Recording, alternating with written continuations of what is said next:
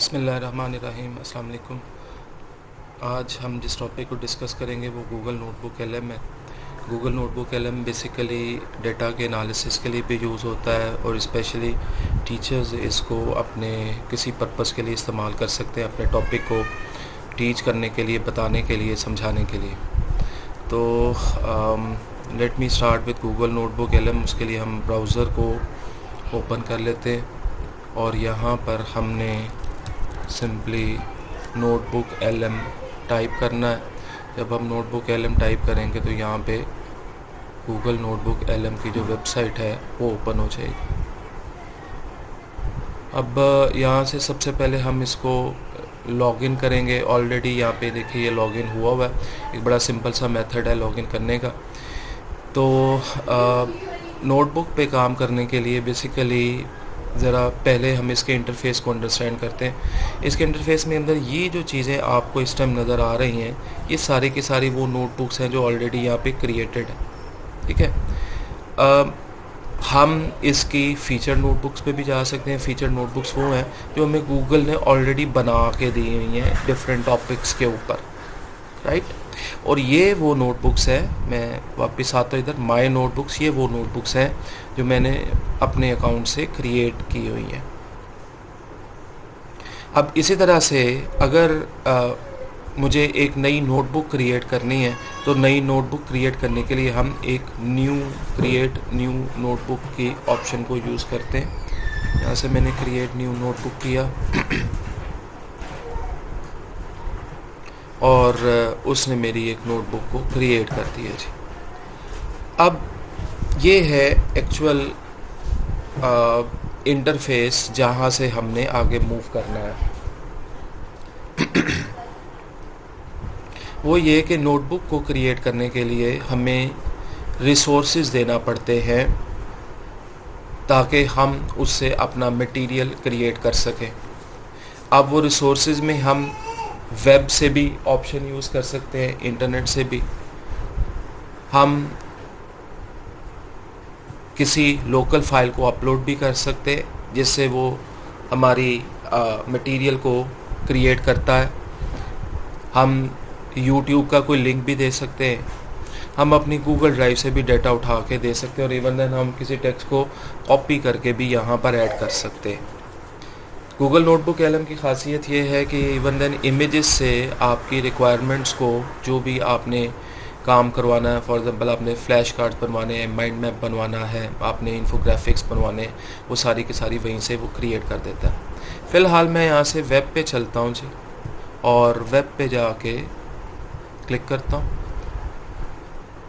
और क्लिक करके मैं कहता हूँ जी सर्च द वेब।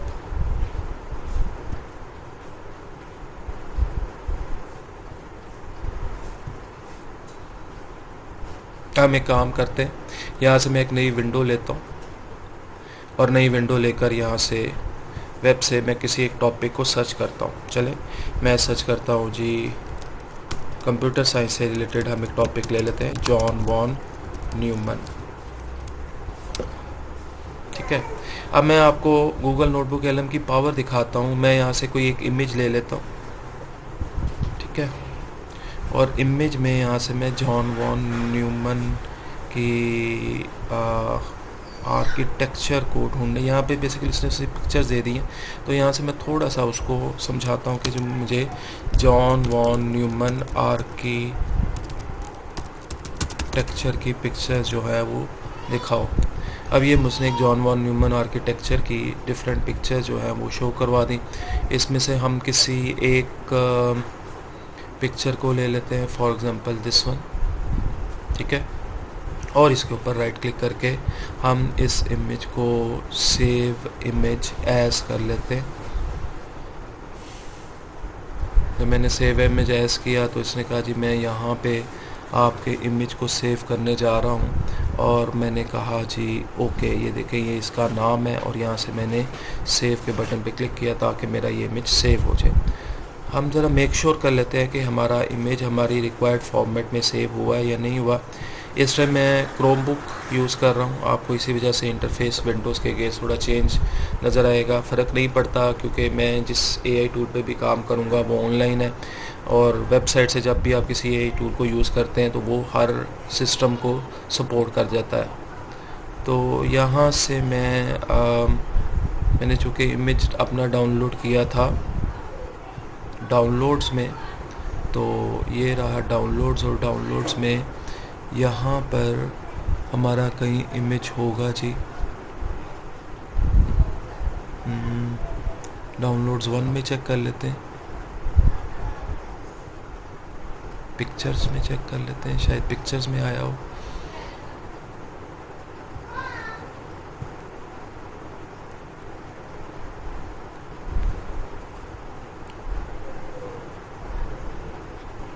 अच्छा जी, ये आ गया आई थिंक, हाँ दिस वन, वो मैंने गलती से ये देखे जी, ये अब मेरा इमेज है। अब इसी इमेज को मैं दूंगा गूगल नोटबुक LM को, ताकि वो मेरे मटेरियल को क्रिएट कर सके। तो यहाँ से देखें, चूँकि मैंने उस इमेज को डाउनलोड किया, तो मैं यहाँ से क्या करूँगा, अपलोड फाइल, ठीक है। यहाँ से मैंने अपलोड फाइल किया और ये डायरेक्टली मुझे उस पाथ पे ले आया। ये मेरी फ़ाइल थी और इसको मैंने यहाँ पे आके ओपन किया। अब मेरी लेफ़्ट साइड पर देखिए, अब आप देखें आपके पास इंटरफेस जो है वो चेंज हो गया। चेंज क्या हुआ, आप अपनी लेफ़्ट साइड पर देखें, ये है आपका वो सोर्स जो उसने ऐड किया है, और ये देखें उसने ऑटोमेटिकली वहाँ से उसका एक समराइज्ड टेक्स्ट बना के रख दिया कि जी जॉन वॉन न्यूमन ने आपके लिए क्या किया था, उसके आर्किटेक्चर में क्या क्या शामिल था। जैसे यहाँ पे देखें, यहाँ पे उसने लिखा है सेंट्रल प्रोसेसिंग यूनिट है, मेमोरी है, अरिथमेटिक लॉजिक यूनिट है, यानी उस पिक्चर से उसने सारी चीज़ें डिटेक्ट कर दी। ये AI की पावर है, और स्पेशली गूगल नोटबुक LM की पावर है कि वो हर चीज़ को ऑटोमेटिकली एक्सट्रैक्ट कर लेता है। और ये एक सिंपल इमेज से मैंने ये सारा काम किया है। अब आप देखिए, यहाँ पर ये लेफ़्ट साइड के ऊपर आपके रिसोर्सेज हैं, यहाँ पर उसने इसकी एक मुझे समरी दे दी, और इसके राइट साइड पर देखें, ये है वो एक्चुअल चीज़ जो हमने करनी है। यानी आप इसके ज़रिए क्या क्रिएट कर सकते हैं, आप इसके ज़रिए ऑडियो ओवरव्यू क्रिएट करवा सकते हैं, ऑडियो से रिलेटेड क्वेश्चन आंसर्स आप कर सकते हैं और वो आपको आंसर करेगा। आप यहाँ पे स्लाइड डेक क्रिएट कर सकते हैं, यानी प्रेजेंटेशंस की स्लाइड्स क्रिएट कर सकते हैं, आप इसकी वीडियोस बनवा सकते हैं, आप इसका माइंड मैप बनवा सकते हैं, आप फ्लैश कार्ड्स। तो मैं इनमें से चंद चीज़ें बारी बारी मैं आपके सामने एक्सप्लेन कर देता हूँ। हमने सिंपली क्लिक करना होता है इस एरो के बटन के ऊपर, और इस एरो के बटन के ऊपर क्लिक करने से वो आपके पास आपसे पूछेगा जी मैं इस चीज़ का माइंड मैप क्रिएट कर दूं। मैंने कहा जी जनरेट कर दो, यस। अब वो जनरेट करने के प्रोसेस की तरफ चला जाएगा। जितनी हाई स्पीड नेट होगा आपके पास, उतनी जल्दी आपकी वो चीज़ जो है वो क्रिएट हो जाएगी। एक चीज़ और मैं दिखाता चलूँ, यहाँ पर देखिए नीचे इस जगह पर, यहाँ पर वो कह रहा है जी जनरेटिंग माइंड मैप। इसी तरह से मैं यहाँ से इसकी रिपोर्ट्स भी जनरेट करवा लेता हूँ जी, ठीक है। अब रिपोर्ट्स के अंदर मुझे कहता है जी क्रिएट योर ओन रिपोर्ट, या आपके पास कुछ बेसिक लेआउट्स है रिपोर्ट्स के जो कि आप यहाँ से सिलेक्ट कर सकते हैं। तो हम यहाँ से एक बेसिक सा लेआउट सेलेक्ट करके यहाँ से उसको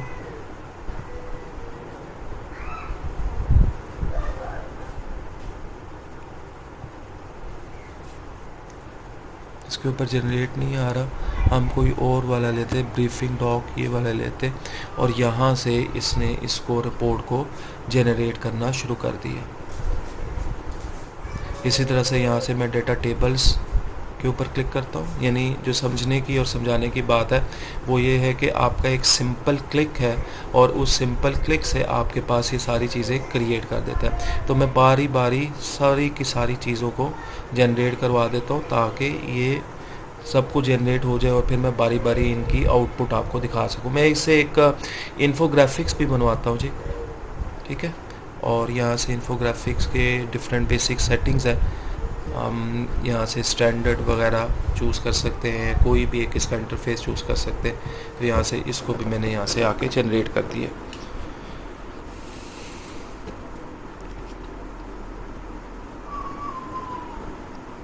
अब अगर हम इसके ऊपर आए, यहाँ पर मैं थोड़ा स्क्रॉल करूँ नीचे, तो यहाँ पर देखिए मेरे पास वो बता रहा है कि जी मैं जनरेट कर रहा हूँ इन्फोग्राफिक्स को, मैं जनरेट कर रहा हूँ ऑडियो को, मैं जनरेट कर रहा हूँ अच्छा ये इसने जनरेट कर दी, और ये मेरा actually I think mind map है। ज़रा हम इसके ऊपर क्लिक करते हैं और इसको देखते हैं कि इसने हमारे लिए क्या क्रिएट किया है।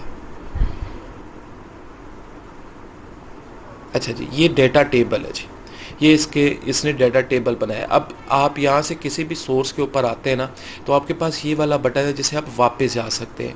मसलन मैं फॉर एग्जांपल आपके सामने मैं किसी और चीज़ को क्लिक करता हूँ और यहाँ से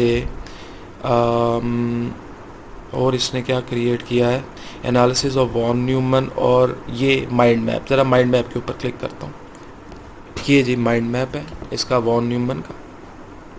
अब इसका कमाल देखिए, इसने पूरे का पूरा मुझे एक जो है वो हायरार्किकल चार्ट उसका क्रिएट कर दिया।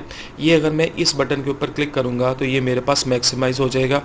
अब इसने ऑटोमेटिकली उस पिक्चर से पिक किया कि जी जो कंप्यूटर का आर्किटेक्चर, उसमें जॉन वॉन न्यूमन का जो आर्किटेक्चर है उसमें सेंट्रल प्रोसेसिंग यूनिट होता है, मेमोरी यूनिट होता है, इनपुट डिवाइसेस है, आउटपुट डिवाइसेस है, एटसेट्रा एटसेट्रा। अगर मैं सीपीयू के इस एरो के ऊपर क्लिक करूं तो मुझे उसकी मज़ीद डिटेल्स दे रहा है, जिसके अंदर कंट्रोल यूनिट है, जिसके अंदर अरिथमेटिक एंड लॉजिक यूनिट है।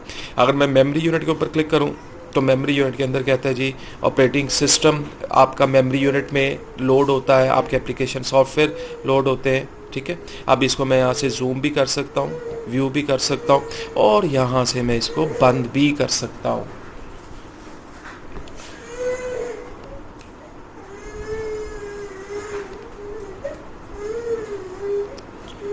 इसी तरह से थोड़ा सा नीचे की तरफ मैं स्क्रॉल करता हूँ, बाकी चीज़ें मैं आपको दिखाने की कोशिश करता हूँ। यहाँ से मैं वापस जाता हूँ इसके ऊपर और अच्छा, मैंने यहाँ से क्विज़ नहीं क्रिएट करवाया था, मैं इसको यहाँ से क्विज़ भी क्रिएट करा देता हूँ।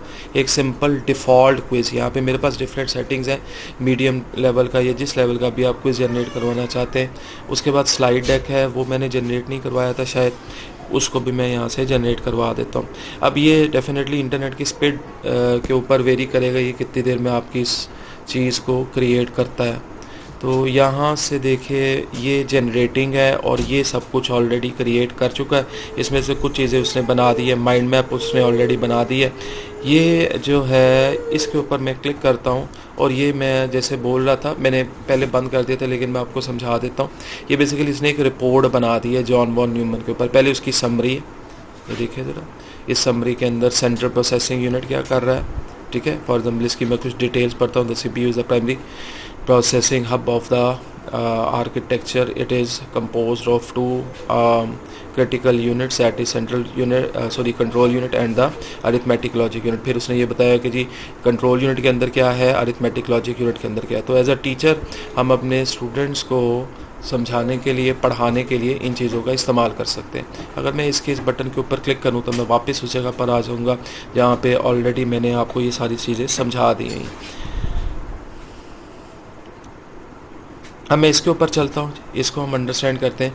ये भी मैंने चीज़ ऑलरेडी क्लोज़ की थी लेकिन अब मैं इसको ज़रा क्लियरली समझा रहा हूँ। ये है जी आपके डेटा टेबल्स के अंदर उसने उसको टेबुलर फॉर्म में कन्वर्ट किया। उसको कहता है जी component name central processing unit है, उसको कोई एब्रीवेशन CPU है, उसकी कैटेगरी CPU में आ जाती है और उसके जो सब कंपोनेंट्स हैं वो CPU अरिथमेटिक लॉजिक यूनिट है। अब इसी तरह से देखिए अगर मैं थोड़ा नीचे स्क्रॉल करूँ, अच्छा मैं इसको मैक्सिमाइज़ कर लेता हूँ, बल्कि ये वाला बटन मैंने आपको समझाया था मैक्सिमाइज़ के लिए होता है। अब ये देखिए कितनी अच्छा उसने अपने इस चीज़ को एक्सप्लेन किया हुआ है, ये देखिए।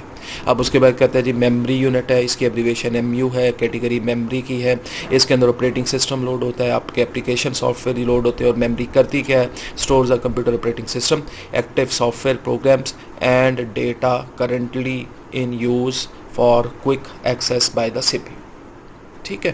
तो जो चीज़ समझने की और समझाने की वो ये है कि टीचर्स पॉइंट ऑफ व्यू से आप अपने टॉपिक को एक्सप्लेन करने के लिए इसको यूज़ कर सकते हैं और अपने मैसेज को बड़ा क्लियरली बता सकते हैं। हर यूनिट को उसने देखे टेबल्स के अंदर डिवाइड कर दिया। ये क्रॉस का बटन जिससे मैं वापस आ गया। वापस आने के बाद जो मैंने इन्फोग्राफिक्स बनाया था अब उसको देखते हैं कि इसने अभी तक जो जनरेट कर दिया। अच्छा जी क्विज़ जनरेट कर चुका है, आइए ज़रा क्विज़ के ऊपर चलते हैं। क्विज़ के अंदर उसने डिफरेंट क्वेश्चंस बना के दे देगा। इस बटन के ऊपर वापस आया ताकि मैं अपने क्वेश्चंस को व्यू कर सकूँ। ये देखिए ये इसने मुझे पहला क्वेश्चन दिया, यहाँ पे देखिए ऊपर 1 of 10 है। तो according to the provided diagram which physical component acts as the underlying function that connects all other components together, ठीक है। तो वो कौन सा कंपोनेंट है जो सारे के सारे कंपोनेंट्स को जो है वो मिलाता है। इनफैक्ट मिस्टेकनली मेरे से क्लिक हो गया था, लेकिन चलें बहरहाल ये भी अच्छा हुआ कि यहाँ पर देखे कहता है जी जो कंपोनेंट्स आपको मिलाता है उसका नाम क्या है, मदरबोर्ड है, ठीक है। और जो आपने चूज़ किया था मेमोरी यूनिट वो गलत था, तो वो आपको साथ साथ क्वेश्चंस भी बताएगा, क्वेश्चन शो भी कराएगा। जब आप क्वेश्चन को चूज़ करेंगे तो उसके बारे में आपको बताएगा भी आप के पास वो क्वेश्चन करेक्ट है या रॉन्ग है या गलत। इसी तरह से अगर हम नीचे की तरफ स्क्रॉल करें थोड़ा सा, बल्कि मैं इसको यहाँ से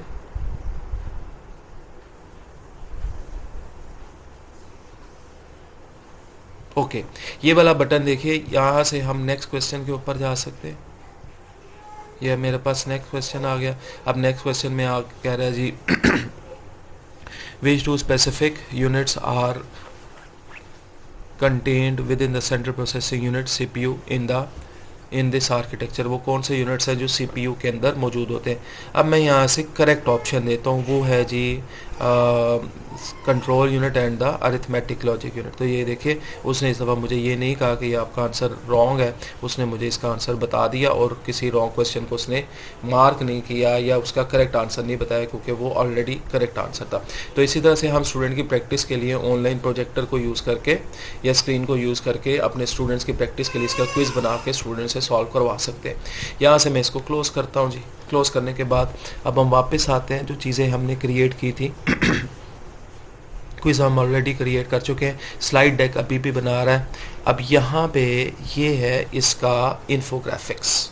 अब ज़रा देखिए मैंने इन्फोग्राफिक्स से क्रिएट करवाया था और उसको देखते हैं कि उसने कितना अच्छा इन्फोग्राफिक्स बना के दिया है। ज़हन मेरे के एक इमेज वो था जो मैंने इंटरनेट से लिया था, और एक इमेज या इन्फोग्राफिक्स वो है जो उसने मुझे बना के दी। ये देखिए ज़रा, ठीक है। अच्छा एक चीज़ और मैं आपको यहाँ पे समझाता चलूँ, अगर मैं इस 3 डॉट्स के बटन पे क्लिक करूँगा तो मैं इसको डाउनलोड भी कर सकता हूँ। ये रहा मेरा इमेज और मैंने इसको डाउनलोड कर लिया ताकि मैं ज़रा इसको फुल साइज़ में ओपन करके दिखा सकूँ। ये प्रोसेस चल रहा है डाउनलोड होने का।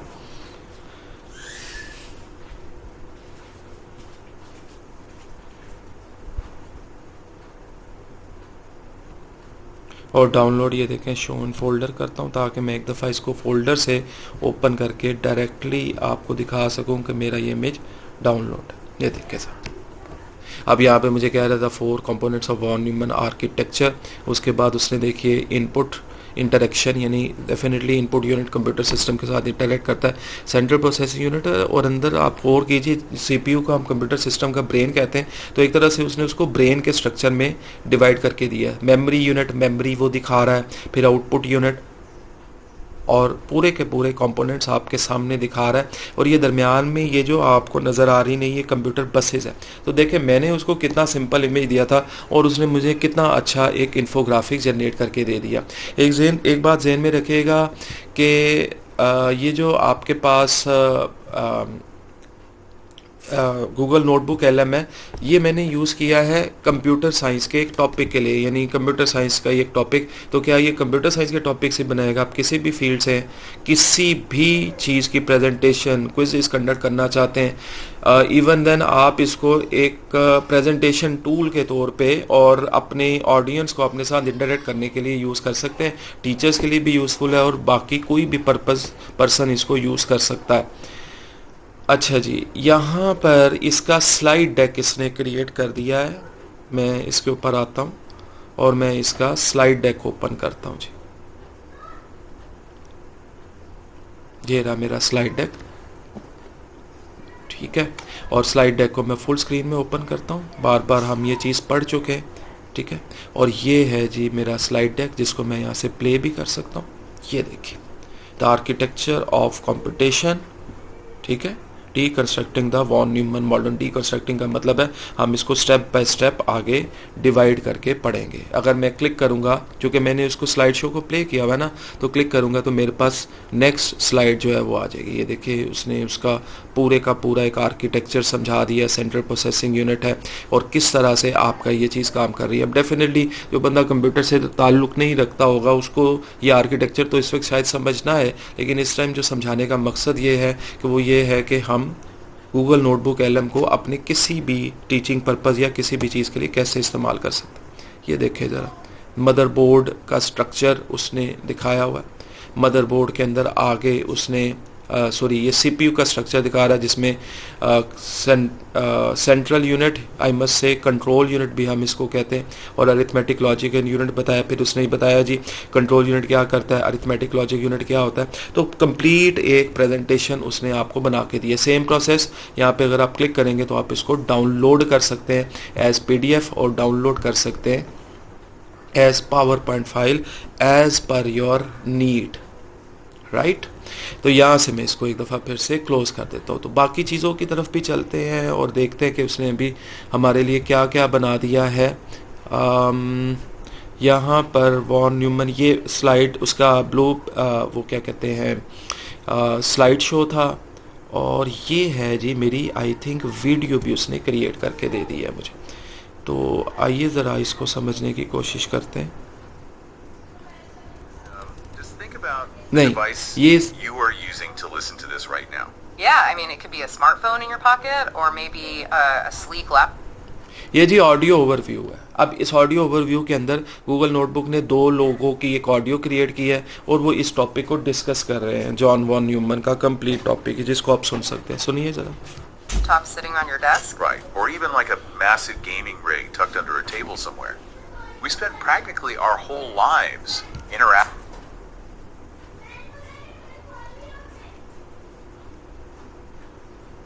We know is massively complex down to just a few interconnected concepts. It really simplifies it. It does.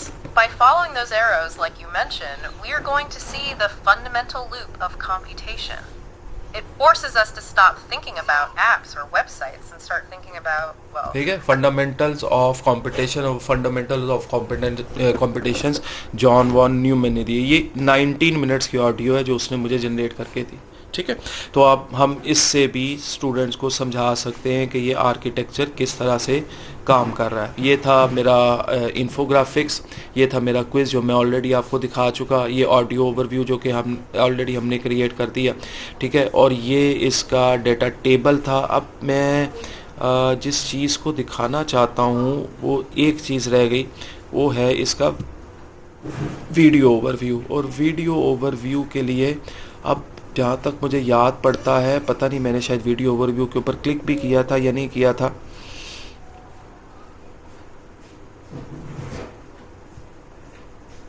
ये इसका ऑडियो ओवरव्यू है।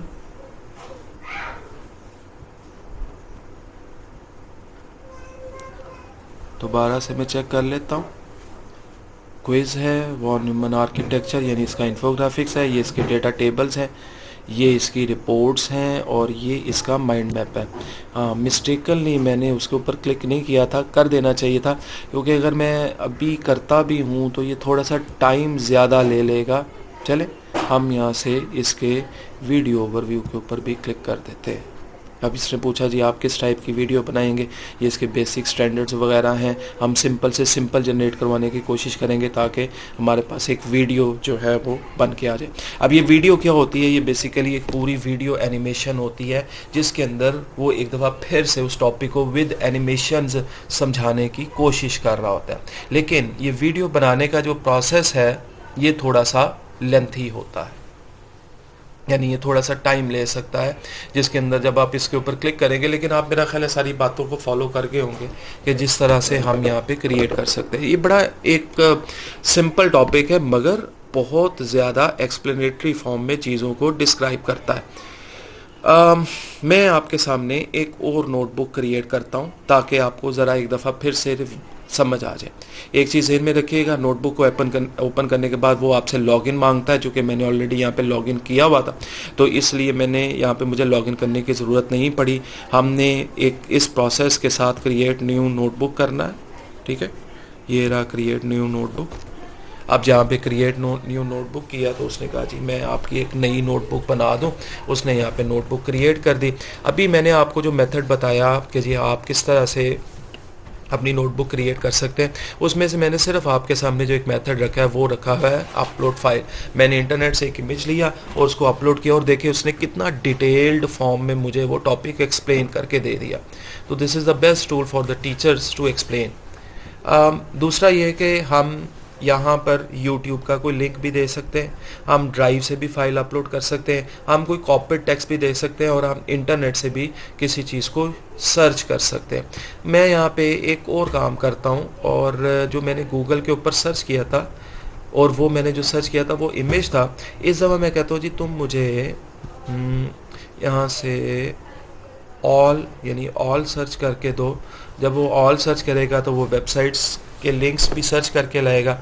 तो यहाँ से मैंने किसी एक वेबसाइट का लिंक, अच्छा चले मैं एक काम करता हूँ, मैं टॉपिक चेंज करता हूँ इस दफ़ा। मैं कहता हूँ जी मुझे इस दफ़ा टॉपिक चाहिए इंडी, चले हम कह देते हैं पाकिस्तान इंडिपेंडेंस डे। मैं कहता हूँ जी पाकिस्तान इंडिपेंडेंस, चलें हम पाकिस्तान इंडिपेंडेंस, पाकिस्तान की आज़ादी के ऊपर सर्च करते हैं। अब ये देखें यहाँ पे मेरे पास डिफरेंट इसने लिंक्स दिए हैं, इंडिपेंडेंस डे पाकिस्तान, ये वेबसाइट्स के लिंक्स हैं, ठीक है। मैं इस किसी एक वेबसाइट के ऊपर चला जाता हूँ यहाँ से, राइट।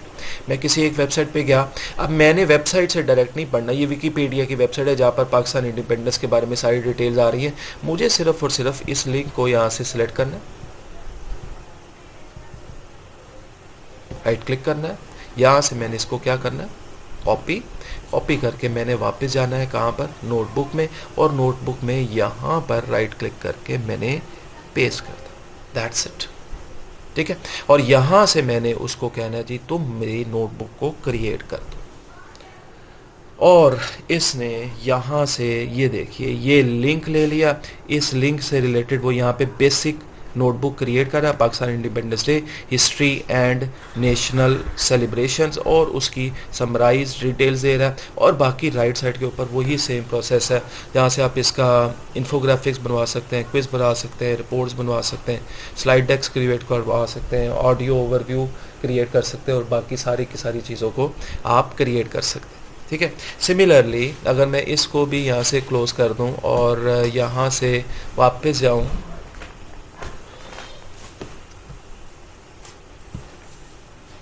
ठीक है, और यहाँ से मैं एक नई नोटबुक क्रिएट करूँ, तो यहाँ पर वही सेम प्रोसेस। इसी तरह से मैं YouTube का लिंक दे सकता हूँ, ड्राइव से डाटा ऐड कर सकता हूँ। सिर्फ एक्चुअली गूगल नोटबुक एलएम बहुत सिंपल टॉपिक है, बस इसमें आपको सिर्फ सोर्स ऐड करना है। सोर्स में आप जितने ज़्यादा सोर्सेज देंगे ना, तो फिर उसके मुताबिक वो उसके स्लाइड डेक्स और माइंड मैप्स और उसकी वीडियोस एटसेट्रा एटसेट्रा उस पर वो उतना ही टाइम लेगा। इसलिए हम सिंपल सोर्स देंगे ताकि हमारे पास एक अच्छी सी आउटपुट आ जाए। सोर्स को आपने मेक श्योर कर देना है कि ये सोर्स मुझे सूट करेगा, वो आप वेब से लें, वो आप यूट्यूब की वीडियो से लें, वो आप किसी फाइल को अपलोड करें। अच्छा, इसी तरह आप एज अ टीचर किसी टॉपिक को पढ़ाना है आपने और उसको एक्सप्लेन करना है, तो उसके लिए आप उसकी पिक्चर ले लें, यानी अपनी बुक से उसकी पिक्चर ले लें और वो पिक्चर अपलोड कर दें। जैसे मैंने इंटरनेट से डायरेक्टली एक पिक्चर डाउनलोड की और उसका मैंने क्रिएट किया, तो वो बिल्कुल exact to the concerned topic आपका पूरे का पूरा नोटबुक जो है वो क्रिएट करके देगा।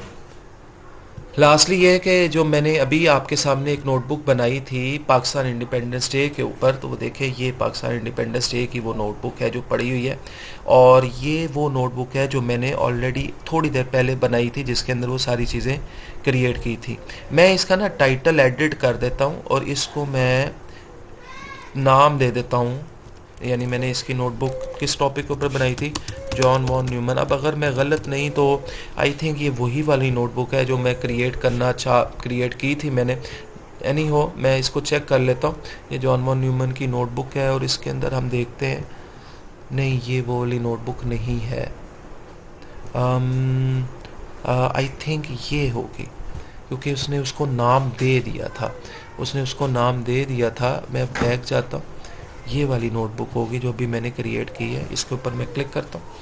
अच्छा, मैं इसको ओपन क्यों कर रहा हूँ, मैंने इसका एक और वीडियो ओवरव्यू क्रिएट किया था, और ये देखें जैसे मैंने ऑलरेडी बोला कि नेट की स्पीड के मुताबिक ये इसके वीडियो ओवरव्यू को बनाएगा। ये देखें अभी भी ये उसका वीडियो ओवरव्यू बना रहा है, क्योंकि मैंने उसको क्लोज नहीं किया तो अभी भी उस प्रोसेस के साथ उसका वीडियो ओवरव्यू बना रहा है। बहरहाल हम इसका वेट नहीं करेंगे, आप सारी चीज़ों को आई होप समझ गए हैं। सिर्फ एक वीडियो ओवरव्यू आपने क्लिक करना है, वो वीडियो ओवरव्यू बनाएगा और आप अपने स्टूडेंट्स तक उस वीडियो ओवरव्यू को दिखा सकते हैं, लाइव लेक्चर ले सकते हैं और एक टॉपिक को एआई के इस बेस्ट टूल को यूज़ करते हुए एक्सप्लेन कर सकते हैं। Thank you so much. अस्सलाम वालेकुम।